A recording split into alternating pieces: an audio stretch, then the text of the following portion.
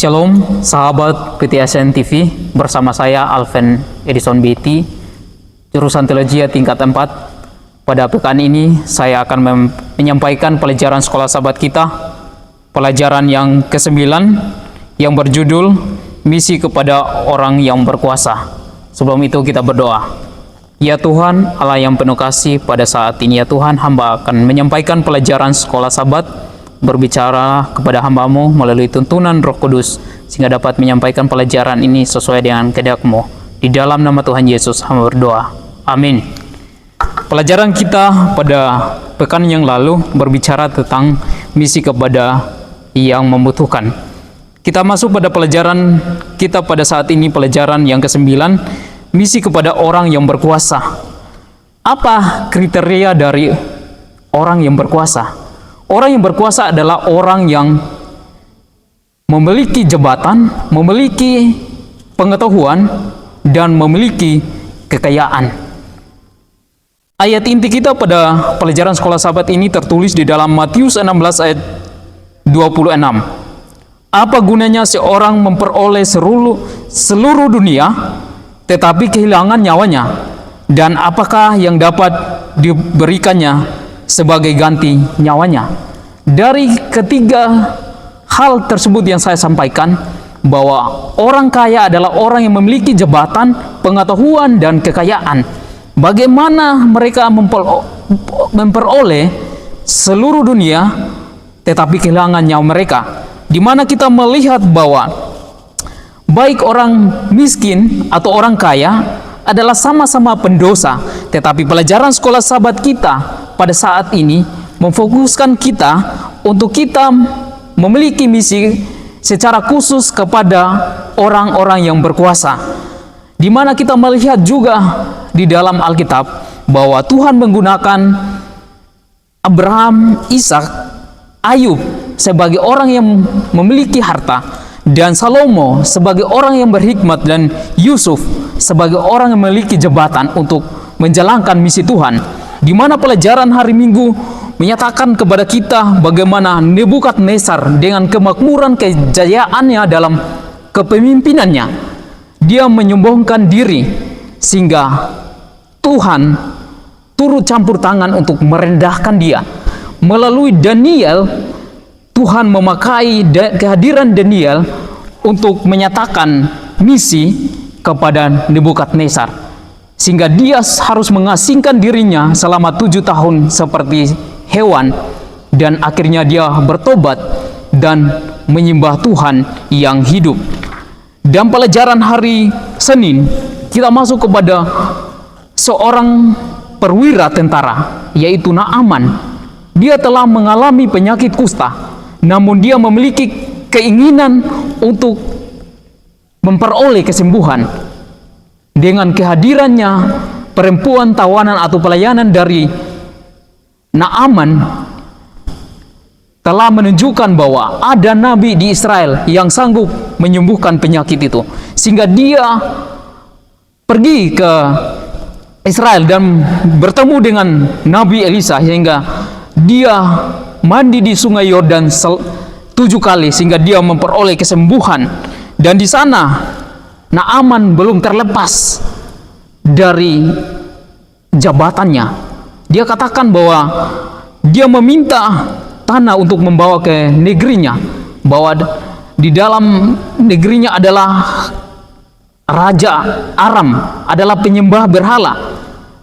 Mungkin pada saat Raja Aram pergi ke kuil, pasti juga dia sebagai pengawalnya, dia akan turut serta di dalam pertemuan itu, sehingga dia meminta pengampunan bahwa Tuhan akan mengampuni dia. Tetapi Elisa menjawab, pergilah dengan selamat. Artinya Elisa membiarkan Naaman pergi supaya melihat iman daripada Naaman ini bertumbuh sesuai dengan yang dia imani, bahwa Allah yang hidup adalah Allah orang Israel. Di dalam pelajaran selanjutnya di hari Selasa berbicara mengenai bersaksi kepada yang terpelajar, adalah orang yang memiliki pengetahuan, yaitu Nikodemus. Dia adalah orang yang terpelajar, yang memahami dengan baik akan kitab suci.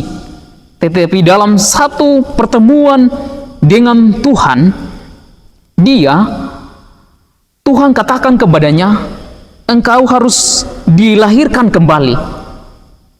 Dengan sudut pandang atau dari sisi Yesus masuk untuk memiliki tujuan kepada Nikodemus dengan mengatakan engkau harus lahir kembali, dan dia katakan, bagaimana saya bisa masuk kepada rahim ibu saya? Jadi artinya di sini Yesus telah memenangkan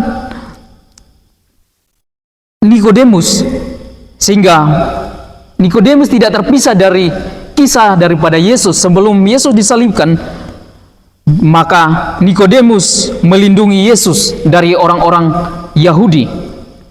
Di mana selanjutnya kita masuk dalam pelajaran berikut adalah misi kepada orang kaya, di mana Yesus menyatakan kepada orang muda yang kaya itu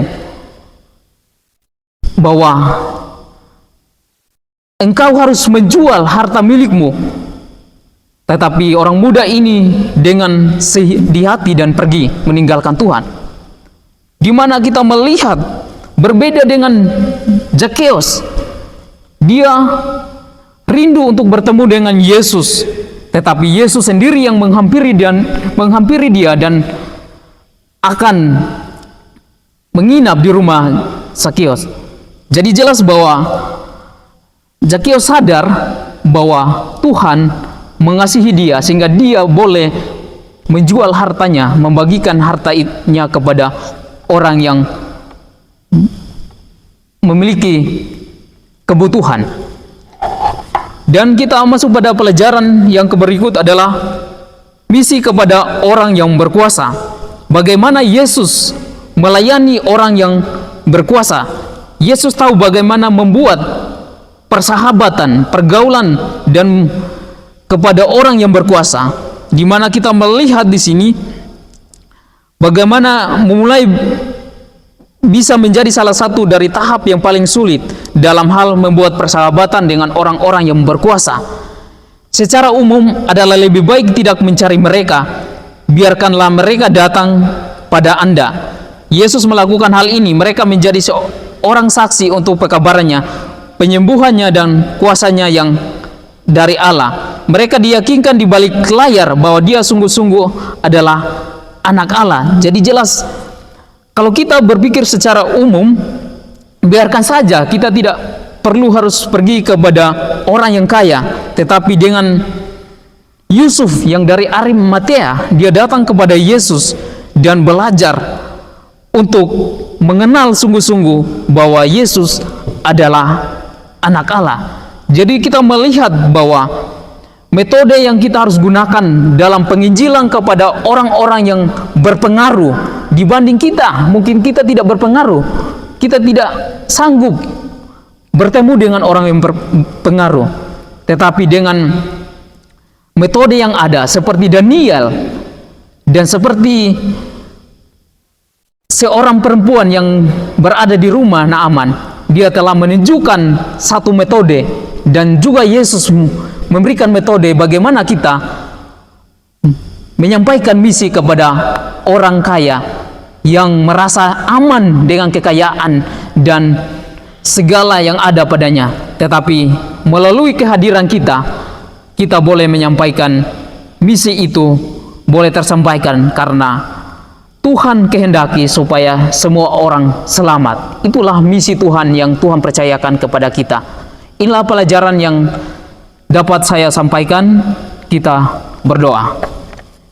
Bapa dalam kerajaan sorga, terima kasih atas pelajaran Sekolah Sabat pada pekan ini. Pelajaran yang ke-9 yang menghimbau kami supaya membawa misi kepada orang yang berkuasa. Tuhan sanggupkan kami supaya kami boleh menyampaikan misi pekabaran keselamatan kepada mereka. Di dalam nama Tuhan Yesus hamba berdoa. Amin.